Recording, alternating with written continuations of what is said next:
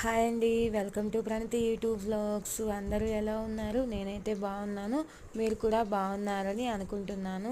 నేను ఈరోజు అయితే గారెలు చేశానండి. ఎలా చేశానో చూపిస్తాను చూడండి. ముందుగా గారెలు చేసుకోవడానికి గారె పిండిని కచ్చా పచ్చాగా గ్రైండ్ చేయాలి, అంత మెత్తగా చేయొద్దు.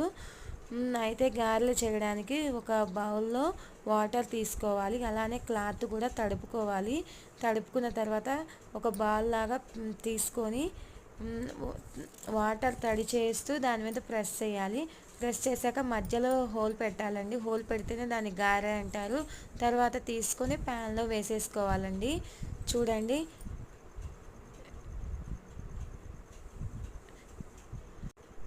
తర్వాత ఒక సైడ్ కాలిన తర్వాత దాన్ని ఇంకొక సైడ్ తిప్పుకోవాలి.